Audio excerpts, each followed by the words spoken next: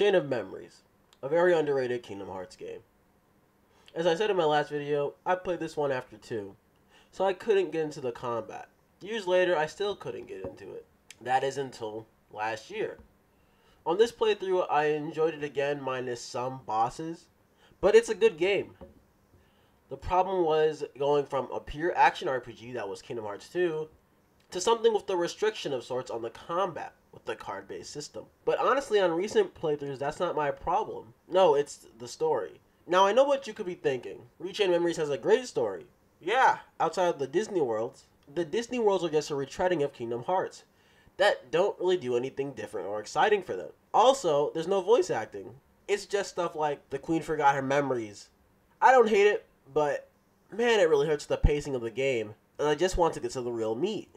The introduction of the franchise's ongoing villains, Organization 13. But before we get further into the story, let's talk about gameplay. Pretty simple card-based system where the higher number cards get to have an advantage over lower numbers. You can also stack cards to get things like slates. Higher numbers that add to a certain number or card types that you put together. Only way to beat these is higher number slates or 0 cards. 0 is basically a wild card that can take advantage or break, that as it's called in this game, any card, unless it's broken. 0's being a lower number is a double-edged sword, as in, it can be broken just as easily as it can break, as long as you have a 1 or higher to counter it. The main thing I didn't get used to, which is not the game's fault, it's all on me, is the gacha-like system. You don't get to pick which cards you get at all times. It's all randomized. You get it from battle, you buy them from the Moogle shop. I mostly went for attack cards in the Moogle shop, but I should have gone for magic because it kept me from getting good slates that I could have used. Not all the attack slates are as good as some magic slates are, but there are definitely some good ones. So the Kupo man was very displeased with me. He's a good lad and just wants to make money. Now, let me talk about the bosses real quick. I don't really like the Disney ones, but I thought the Organization ones were fine, since the new Disney ones weren't really new, they were just rehashes, especially Jafar. Which I get, because it's a retreading of Kingdom Hearts 1, but I still wish they did it better. The other boss fights that I didn't like that were not Disney were Repliku.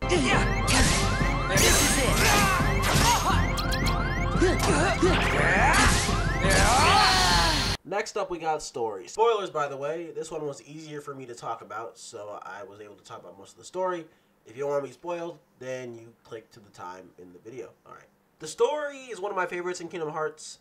It's also the start of the franchise having setup games. This is one. I wouldn't really count Birth by Sleep as one, but Dream Drop I would count. And it's funny to me that both of the setup games, they're the games that lead into future releases or future big releases in this Dark Seeker saga. Like, to say this is the start of the Nobody's arc or the Organization arc, which has another arc in it, which would be Roxas, Shion, and Axel stuff. Like, Bleach has flashbacks. If you've seen Bleach, you know what I'm talking about. Anyways, rambling about nothing, let's get off of that and get back to the story. It takes place right after Kingdom Hearts 1, like exactly after. I don't think there's like many days in between. Donald, Sora, and Goofy end up in Castle Oblivion looking for King Mickey and Riku, meeting a man in a black coat, telling them to find is to lose and to lose is to find. Starting this journey through the castle, where Sora revisits old worlds from Kingdom Hearts 1. And, you know, losing memories of them, while also gaining new ones or hidden ones of an old friend named Naminé, fighting Organization members along the way. Some of my favorite members of the Organization are here, like Axel, Marluxia, Larxene. I think I like everybody but Vexen in this castle. I really don't like stupid Ice Shield bastard. Also, Riku is here, and he's crazy, and his boss fights are hard for no reason. Why is he so fast? Wait, I mean Repliku, not Riku. Yeah, it's not the real Riku, it's a clone. After going through the castle and losing memories, he eventually learns the truth. Naminé was never his friend, and she was manipulating Sora's memories. At the request of Marluxia, Repliku shows up again, mad at Sora for having messed up memories, saying they are in the way of protecting Naminé. He gets defeated and learns that he's a replica from Larxene. Larxene also hammers home the fact that yes, your memories are fake, Sora, and we're going to use that to control you, to take over the Organization. But the homie Axel ruined that for them. Sora defeats Larxene, continues up the stairs to stop Marluxia, to free Naminé and Repliku. But first, we gotta fight Axel. Axel's defeated, and now that he's done, it's Marluxia time. Actually, no, it's not, because it's a clone Marluxia. It was just his plan all along to have a clone fight Sora before he enters the final door. Sora enters the final door on floor 13, and now we fight the real one, which has a new phase added. I don't know why they added a new one from the Game Boy Advance version, but it has a really kick-ass theme.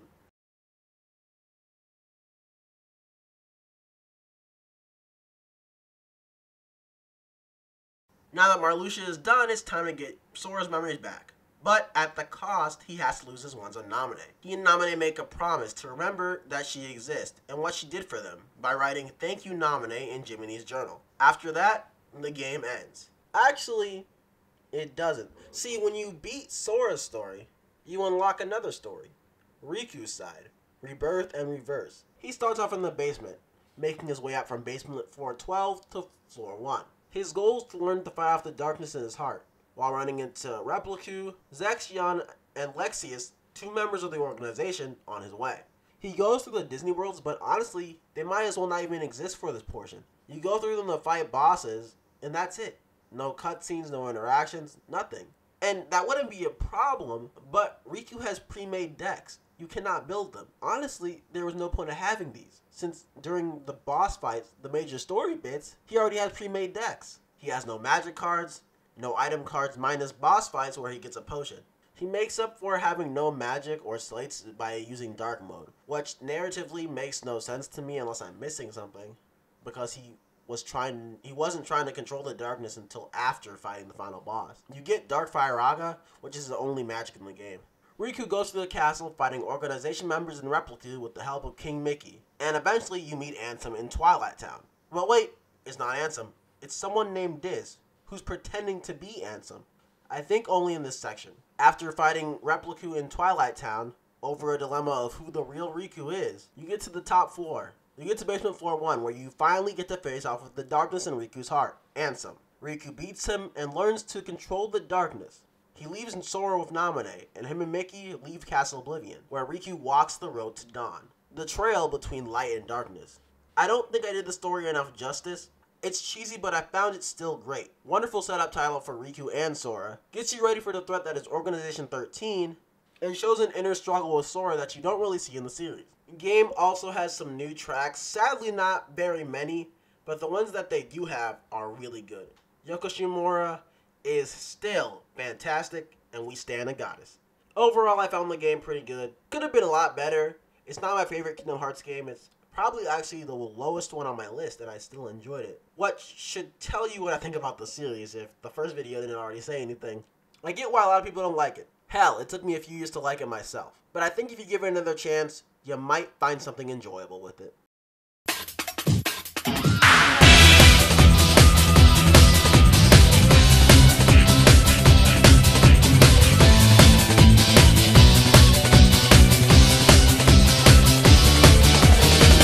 Thank you guys so much for watching the Reach Memories Remembering Kingdom Hearts video. I hope you guys enjoyed it, and now I'm going to give you a slight channel update of what's happening next and all that jazz. So up next is Kingdom Hearts 2. That should come quicker than this did. This only came so late after the first one, 3 weeks, because so much stuff got in the way.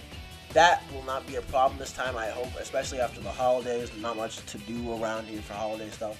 After KH2, we have 358 movie version. I might talk about that and Recode It at the same time in one video, and then move on to Birth by Sleep and Dream Drop, but I'll see. And hopefully we get all this done before the 29th, because the 29th Kingdom Hearts 3 releases, and I want to do a playthrough of it on the channel. I want to combine 0.2 by starting in like 0.2 on like a week before KH3 comes out, and do a playthrough of that, and then transition into KH3 on the 29th of January. I also want to maybe live stream it and like upload those live streams as like separate video as like they're parts of the playthrough. I don't know yet. Might be easier, but I'm still thinking on it. But it's most likely not going to happen like that. But if I change my mind, I'll let you guys know. Make a video about KH3. So I'm doing with it. If I don't live stream the first playthrough, I'm live streaming the other playthroughs, like 100% playthroughs, trying to get everything in the game, which will definitely happen. I really want to dive into everything this game has to offer. So I doubt I'll 100% it on the channel. So yeah, that's everything related to Kingdom Hearts. Next up, January 11th, we are starting a playthrough of Tales of Vesperia when that comes out. I want to do that so bad and gush about that game. I was thinking a review could work, but no, I want to show you guys why I love this game and the characters and all the story and everything. You'll see all the stuff that I love about this game and why I consider it one of my favorite games of all time. So that should be fun. That is definitely happening. So I hope you guys enjoy that. Alright, sorry this went on a little long. Hopefully not too long to keep you guys distracted and you don't hear what happened at the end. So thank you guys so much for watching this video, and I hope you guys are prepared for remembering Kingdom Hearts Tales of Vesperia playthrough on the 11th, and 0.2 if I have time for it, leading into the January 29th playthrough of Kingdom Hearts 3. Alright, thank you guys so much for watching, and peace from Crazy Begins, everybody.